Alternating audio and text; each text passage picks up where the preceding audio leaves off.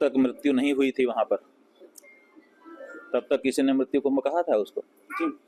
जब मृत्यु हो गई तभी ना मृत्यु कुंभ कह रहा है। इसमें गलत क्या कह रहा है? जब वहां पर लोगों की कुचल करके दब करके मृत्यु हो गई और आपने लाशों को छिपा लिया, गिनती तक नहीं बता पा रहे हैं आप, ऐसे में पूरे देश में चर्चा चली हुई है। लोग अपने अपने ढंग से अपनी अपनी शब्दावली कह रहे हैं। हो सकता है कि वो लोग भारतीय जनता पार्टी के विपक्ष में रहने वाले नेता हैं, कुछ ज़्यादा कह रहे हों, लेकिन कुछ तो सच्चाई है ही, इसलिए क्या करोगे?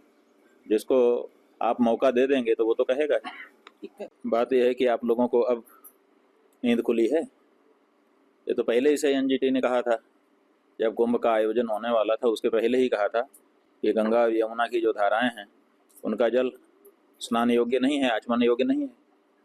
उस समय आप लोगों ने ये प्रश्न नहीं पूछा, बल्कि हम लोगों ने वहाँ जाकर के जरूर ये प्रश्न उठाया कि मेला अधिकारी को पत्र लिखा, प्रस्ताव पारित किया, कहा कि आप कुछ घाटों से जितनी दूर में आपका कुंभ मेला क्षेत्र है वहाँ से रोज़ गंगा जल और यमुना जल की सैंपलिंग उठाइए, उसकी जांच लेबोरेटरी में करके रोज़ बताइए। जो स्नानार्थी आए हैं उनको पता चलना चाहिए कि वो जिस जल में स्नान कर रहे हैं वो कितना शुद्ध है भौतिक रूप से।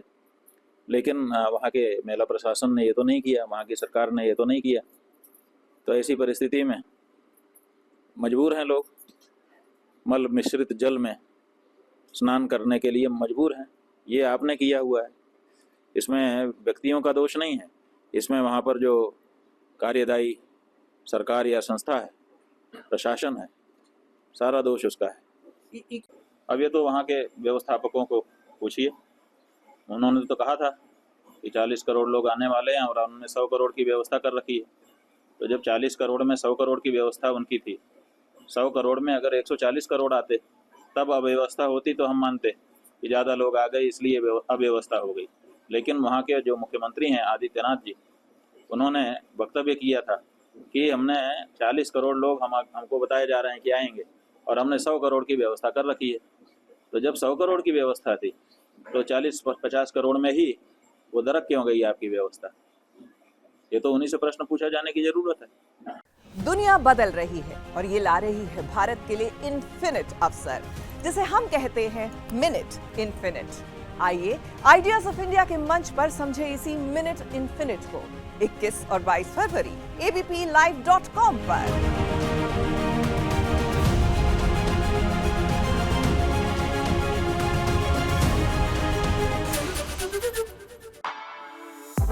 For exclusive and insightful videos, subscribe to our new channel ABP Live Premium.